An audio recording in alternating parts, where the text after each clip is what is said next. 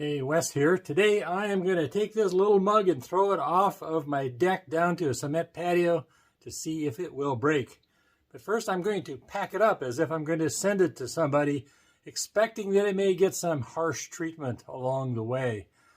All right, packing up something like this is not rocket science, but you do need to pay attention to a couple of things.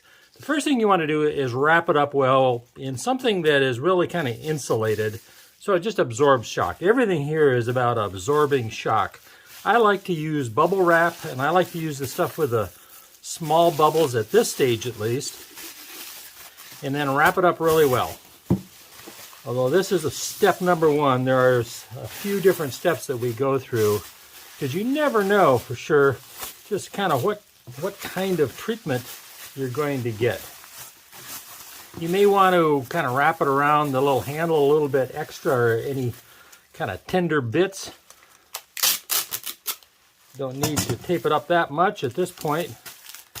So there we go. So that's the first step, and I'm going to put it in a box.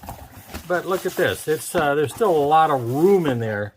And so the question is, what do we do next? And we need to fill up all the gaps. So there's several things you can use to fill up these gaps. You can wad up newspaper. Actually, these plastic bags from the grocery store or wherever, those can fit in there pretty good. These peanuts, and some of these are environmentally friendly. They're made out of cornstarch, I think. So anything to take care of all the little gaps in there so that it doesn't rattle around. You can tape it up again, or you can just fold it over. Don't have to worry about this too much. But here, you want to shake it. Is it rattling around at all? In this case, it feels like it is pretty good. So step number one, we are good to go. Again, you can use peanuts, plastic bags, newspapers. Here's foam stuff. We save all the boxes and packing material we get. And all of it will work as long as it creates a barrier for shock. And we want a little bit of space around the entire piece of pottery at this stage. All right, we have our pottery in this box, and you'd think that this would be enough, but really it isn't. You never know what's going to happen. And so then you need a second box, and this is the key piece of all of this. It's the second box that makes the difference. So we want an insulated area, some airspace between box number one and box number two. So I'm going to throw some peanuts in the bottom, like so. Put in our other box, like so. Then again, we can use peanuts or these bags like this. That all kind of works as long as nothing rattles around in there and we're creating airspace and insulation. So whatever you like. And it doesn't need to be packed real tight. Now I've seen some people who would use actual sheets of styrofoam. That could work as well. Again, I'm gonna, once this is wrapped up, I'm going to take it out and drop it off the patio. I'm going to drop it off the deck down to the patio. Okay, let's get this taped up. At this point, I think you want to do a little bit better job of taping.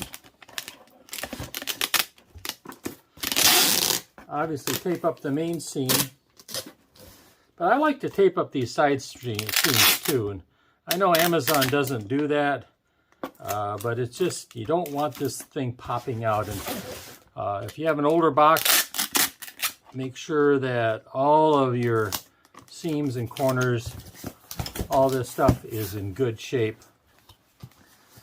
All right, so I hear the little peanuts rattling around. The question is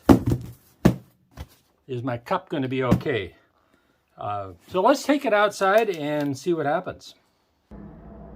Okay, I'm out on the deck. I'm going to look down at the patio, and I think that's probably at least 12 feet down. You can see my little kiln down there, cement patio. So we'll drop the package from here and see if it survives. All right, let's see how it goes.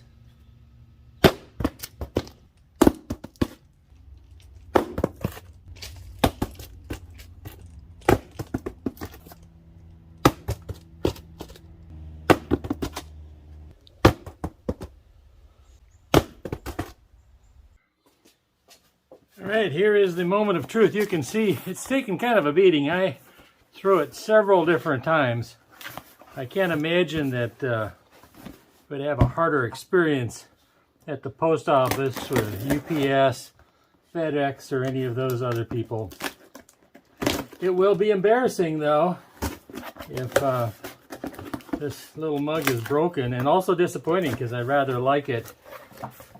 So here's the experience you have when you receive it, if you received it. Here's our mug. Okay, how did it do? Oh my gosh, there's a crack in here. Oh, disappointing on more than one level. So the question is, do I show the video or not? I don't know, we'll see. Well, the key is to learn from our mistakes. And so I am going to do it another time. I've got another little mug, not quite so nice, and I'm going to throw that off the deck as well. But here's what I learned. I rewatched the video and I really rushed through that process, just trying to be efficient with my time making the video. So I'm going to pack around the mug better. I'm going to fill in all the gaps better. I've also found another box to go on the outside that is bigger because I think I need more space between the two boxes to give more cushioning. I'm going to get that all done, throw it off the deck, see what happens. Wish me luck.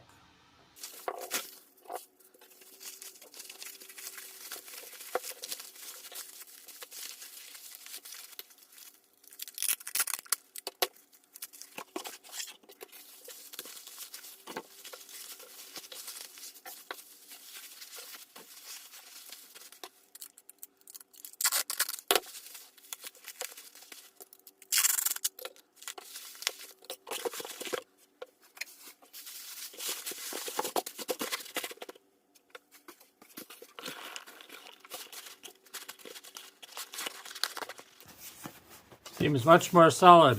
That's box number one. Okay, box number two, bigger than the other one.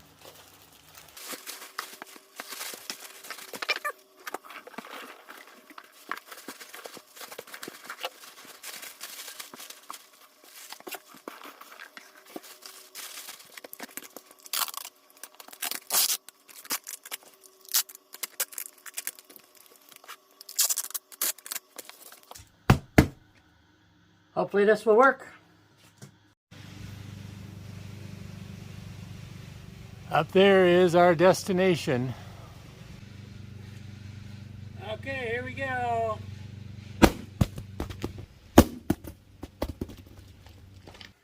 Well, I don't know what I'm going to do if this breaks this time, but let's see if we had a better outcome.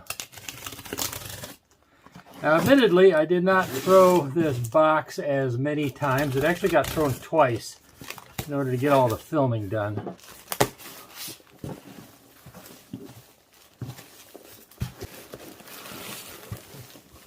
we go.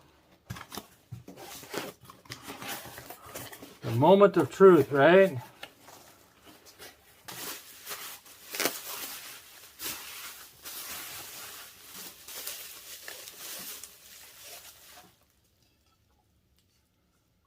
Okay, here we are. As good as new.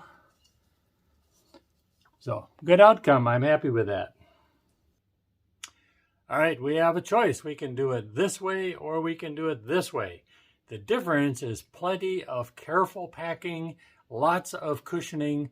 The second box quite a lot bigger than the first box. So, always appreciate you being here. Thumbs up, subscriptions, comments, always appreciated. And until next time, this is Wes, wishing you health, happiness, peace, and love. Take care. Bye-bye.